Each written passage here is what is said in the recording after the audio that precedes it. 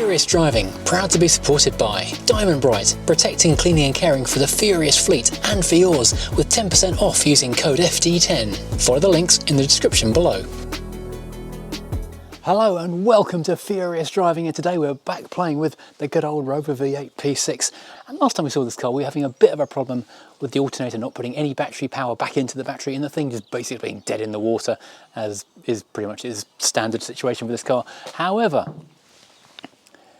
there is a little thing I had forgotten about with these cars, and someone pointed out on a comment in an email, which I've not replied to yet about that, which we're going to have a quick look at today, and hopefully that will be a quick and easy fix for the alternator, maybe.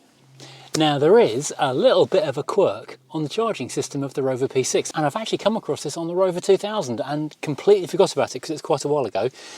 But the light bulb, which gives you a warning that the alternator isn't working, if that fails, then the alternator stops working. Bit of a catch-22 because you don't know it's not working because there's no light to tell you it's not working.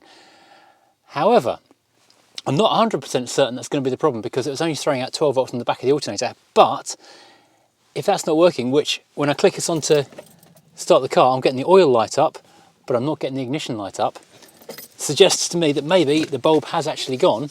So we'll pop this cover off, and to access that you gently pry off these two adjustment light controls on the side, and that lets you take off this panel to get to two screws here, and you lever off this to get to a screw back there. Then you can take the front off and get to the bulbs.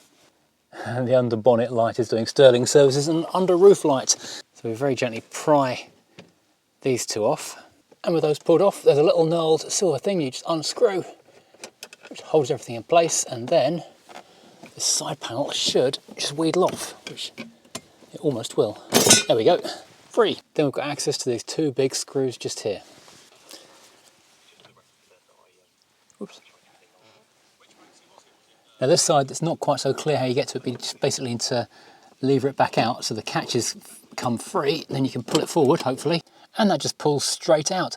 I had always assumed this is a button that was broken or did something I was unaware of. Turns out it's purely for the purpose, this little nub in here, of pulling this off the front of the dashboard. Now I have access to these two screws, like on the other side, great big chunky things, which if I can left-handedly get a screwdriver in there and turn them, harder than you might imagine, we can take this off. So now this should just pull forward. Oh, actually I need to move the rubber mat first, I forgot about that.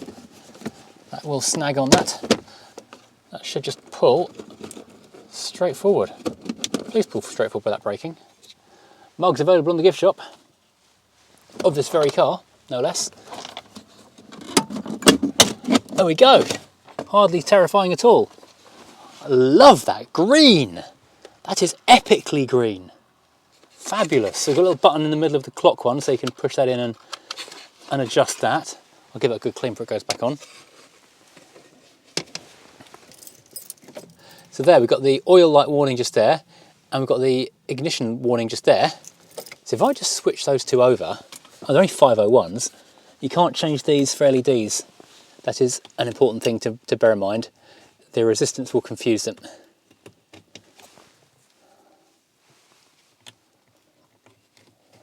Okay, that's interesting. It's not the bulb. I thought it might be the bulb. The oil light still works. Yeah, okay. That means there's a problem with the alternator circuit. Well, at least I know now. I'm going to give this a quick clean. Oh God, look at the tape on the top of this. This has clearly been out before. I'm going to give this a quick clean up on the inside so it's not dusty at all, and put it all back together again. A little quick extra thing while I was in here, I've not changed the ones that are the warning lights because obviously you need them to be the correctly balanced 501s. The basic illumination I have switched out for a bunch of Oxito LEDs because it just makes it a little bit brighter and clearer, so you can see that the dashboard illumination a bit better at night time, because they were quite dim before and a couple had failed. This might even turn out to be too bright when I see it in the dark. We'll see though. Incidentally, there is a link to these things in the description below. I think some money off them, I think, with that link. Now, fortunately, taking the alternator off one of these cars is pretty simple. Just need to slacken off the tensioner for the fan belt, and then undo, well, the 1/2 inch on this one, and annoyingly, the Allen key, which bizarrely is all I had available to use at the back here. I can only assume this is because this is all I could find at the time. So now, pop this thing out, and we can see why it's only making 12 volts. Maybe. So I am rather hoping if I pop off the back of this alternator, we might be in line for a free fix with just dirty contacts or something like worn brushes I can replace cheaply. Because bear in mind, it is making 12 volts, it's not completely dead. So maybe just a little bit of a refresh might be all it needs. Okay, so there's the back of it. What can we see inside here? It's hard to tell, to be honest. Only one brush in there. Right, I've now soaked this in a contact cleaner, popped this down there and spun the thing several times, and I'll be honest, it looks really nice and shiny in there now, so I'm hoping that may have just been a dirty contact issue. I mean, there's also this little pack just here which can be replaced, I believe. That's the thing that gets swapped out if you do go to a alternator refurbishment place, and that is option number 2. But having cleaned that up, that is significantly cleaner than it was, I'll pop it back in and maybe, just maybe, we had a free fix, which would be lovely if we had. Right, that's all popped back in again. Let's see if it makes any difference. Come on, car. Might need a jump. No, it shouldn't do. Come on, car. Fire up, damn you. Nope. Oh, nearly. It did flicker.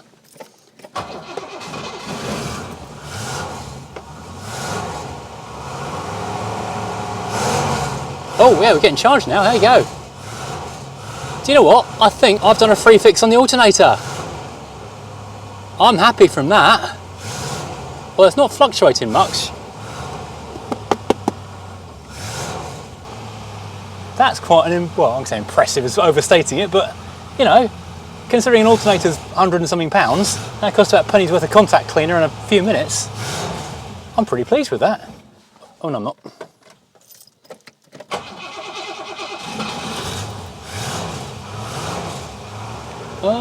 Is it fixed or is it being funny? No, maybe it's not. I'm unsure if this is fixed or not. I need a clothes peg. Why haven't I got a clothes peg in this car? It's a 1970s BL product. Well, there you go. Does it mean it's charging the battery? Yeah, 13.45. Yes, success. Well, have I fixed this? Because the dial isn't doing anything. I'll be honest, I don't actually know. It seems okay, because I can idle it in the drive for quite a long time without it dying on its feet, and it said the battery was okay earlier. So I've either fixed this for free or I haven't. I'm going to say I have because, frankly, that sounds more fun. But, oh, maybe not. Looking at the battery there, turning the headlights on, I'm suddenly seeing a big dip in the alternator output. So this is maybe an amazing fix, or it's maybe a brief but then broken again. This car does like to briefly work and then trick me to make me think it's working and then not be working. It's cruel that way. It has it in for me basically. But well, maybe tomorrow, maybe if I let the car sleep on it, it'll be okay again. Thank you for watching. It's been a very short and sweet one. Hopefully we've got a fixed alternator and it's just the dial playing up, because also those dials are playing up, so I kind of don't really trust the dashboard on this car very much. Anyway, thank you for watching. Like, subscribe, yada yada yada. I'll see you again next time. Goodbye.